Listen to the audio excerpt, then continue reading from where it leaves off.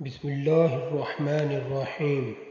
السلام علیکم ناظرین، حضرت ابراہیم علیہ السلام کے بیٹے حضرت اسماعیل علیہ السلام کے 12 بیٹے تھے۔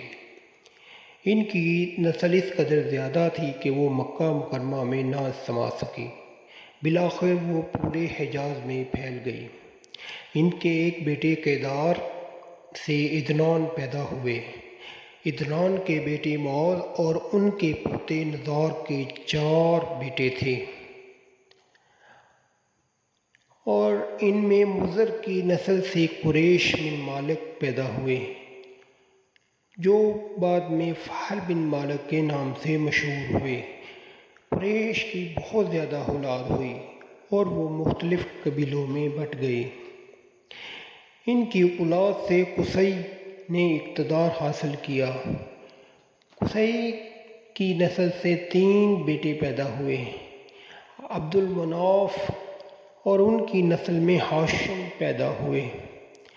ہاشم نے مدینے کے سردار کی بیٹی سے شادی کی اور ایک بیٹا پیدا ہوا جس کا نام شعبہ رکھا گیا۔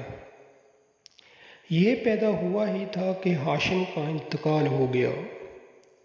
ان کے بھائی مطلب مکہ کے حاکم تھے۔ ہاشم کے بیٹے کی پرورش مدینہ ہی میں ہوئی اور وہ مدینہ میں پرورش پاتا رہا۔ جب مطلب کو معلوم ہوا کہ وہ جوان ہو گیا ہے تو بھتیجے کو لینے خود مدینہ گئے۔ اس کو لے کر جب مکہ مکرمہ پہنچے تو لوگوں نے خیال کیا کہ یہ نوجوان ان کا غلام ہے۔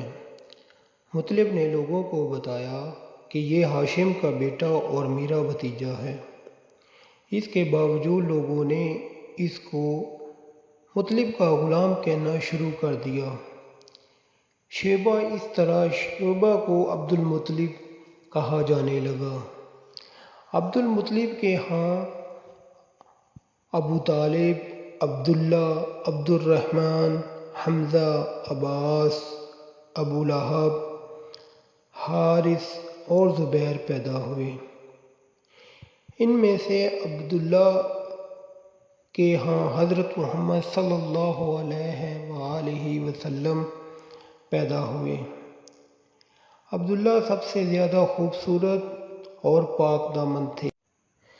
عبد المطلب کو خواب میں زمزم کا کنواں کھودنے کا حکم دیا گیا، یعنی حضرت اسماعیل علیہ السلام کے کنویں کو۔ اس کنویں کو قبیلہ جرہم کے سردار حجاز نے بند کر دیا تھا۔ قبیلہ جرہم کے لوگ اس زمانے میں مکہ کے سردار اور حاکم تھے۔ انہوں نے بیت اللہ کی بے حرمتی شروع کر دی تھی۔ ناظرین، اس سے آگے کا واقعہ پارٹ 2 میں بتائیں گے۔ ناظرین، پلیز میرے چینل کو سبسکرائب اور لائک ضرور کریں اور بیل آئیکن کو دبا دیں۔ شکریہ۔